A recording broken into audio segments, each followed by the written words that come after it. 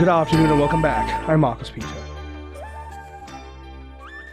The Rising from the Ashes revival planned for July 22nd, 2026 at downtown Detroit's Huntington Place. It's going to feature speakers like Bishop Daniel Flores, Father John Riccardo, Sister Josephine Garrett, and also musicians like Maher, Sarah Kroger, and others. Joining me to talk about this is Father Joe Mallia. Father, great to speak with you. How are you? I'm great. Thank you for having me.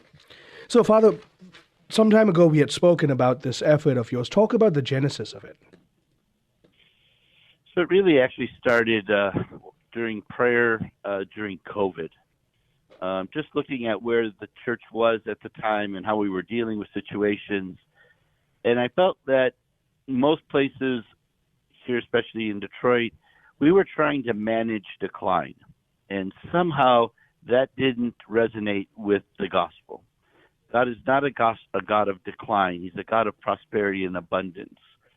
So I thought somehow we just weren't really responding to what the Lord was calling us to as a church. And so reflecting upon all of it and realizing, what God was asking us to do was to be fed in the Eucharist, and we were closing churches and all the rest of it. It just seemed natural that what we needed to do was to have a revival rooted in the Eucharist. So, in other words, a revival that's grounded in the Eucharistic revival that we've just had. This is a sort of overflow from that effort.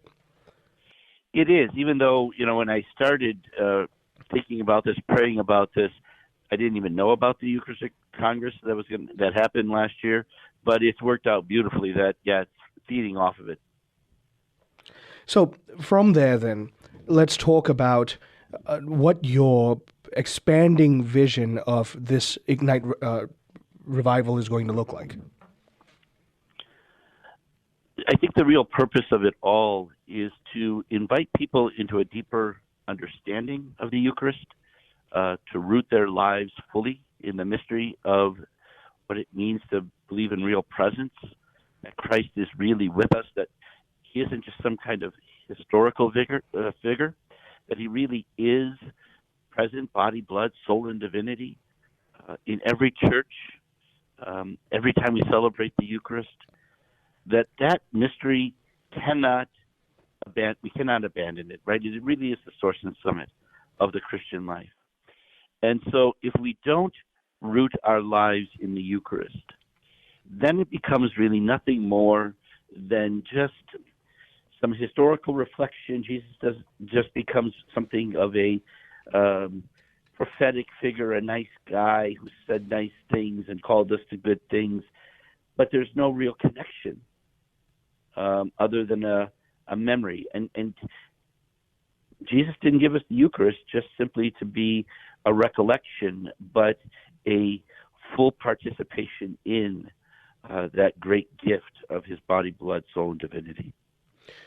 So in other words, your hope, your vision here has to do with making sure that Eucharistic revivals are not one-off events to be remembered, but continuous revivals that you hope to be instrumental in part of the perpetuation of. Yes, exactly. We want to see it happening in parishes. Will we do a event this size every year? Probably not, just because of just the sheer amount of work that goes into planning an event like this. But that it would be a regular part of diocesan life is the expectation moving forward. And can you share with us what you believe that might look like, Father?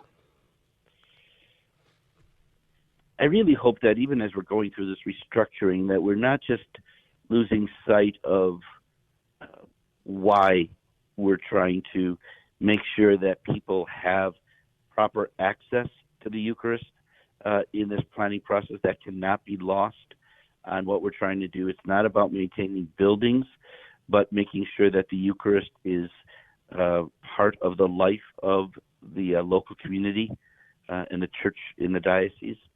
So I think that really needs to be a focus for all of us as we go forward, and not just simply get wrapped up in the brick and mortar issues of our faith. Can you please speak to, therefore, in this event, this grand revival event that you're organizing, how many people are you hoping will be there? I mean, and I know you've made great strides in the registration. And what are some of your hopes for what this event will achieve? We're anticipating some 10,000 people or more. All the money that's being raised through the ticket prices are being given to 5 local charities to help feed the poor, to help women keep their children and not to find real options to abortion, and to work with homeless people.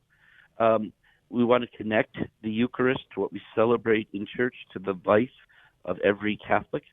I hope that it revives people into attending Mass on a regular basis. I hope it also invites people into a deeper understanding of what we profess. So the whole event is really designed to address those who are very active in their faith, those who have a profound devotion in the Eucharist and to the Eucharist, but also those who may be just curious. And in being able to invite them into a deeper contemplation and reflection on what Christ teaches us in the Gospels. Talk about some of the speakers that you're going to be having there. Why were they selected? What's your hope based on their charisms?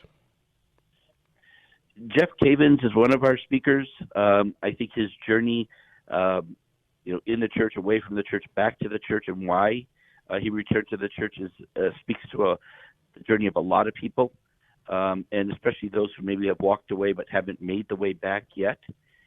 I think so. That was an important consideration in selecting him. Bishop Flores is just an incredible intellect and a really engaging person, and I think he speaks in a way that reaches people's minds and their hearts with a great gift. And so he was one of our early choices as a speaker. Father John Riccardo has an incredible passion and commitment to calling people to greater witness, and that we thought that was important, and that's why we're concluding the speaker portion of the revival with him. We had originally scheduled Sister Josephine Garrett. Unfortunately, in conversations with her superior, she's had to pull out. But Sister Mary Grace, Sister of Life, will be speaking, and she has an incredible way of connecting with younger people and with families, and we thought that was an important thing, to see a vibrant religious personality, especially for the women in the group who may be contemplating religious life, that religious life can be very fulfilling.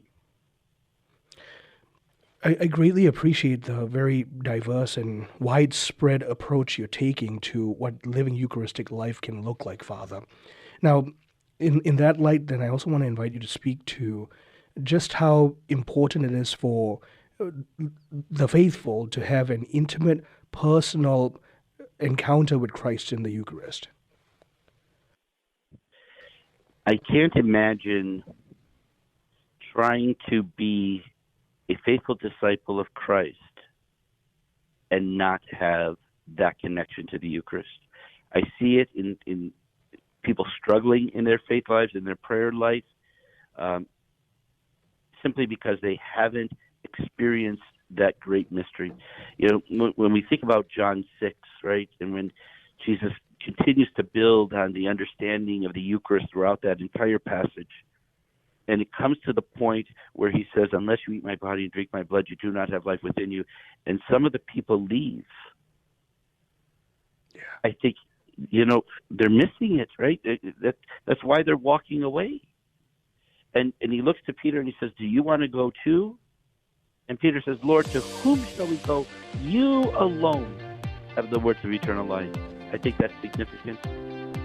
Father, thank you very much. My guest has been Father Joe Mallia. He is organizing the Rising from the Ashes revival plan for July 22nd, 2026 at downtown Detroit's Huntington Place. We're going to have the description of this event in the description of today's program. So feel free to sign up, register, be a part of this, and let's continue our National Eucharistic Revival. I'm Marcus Peter.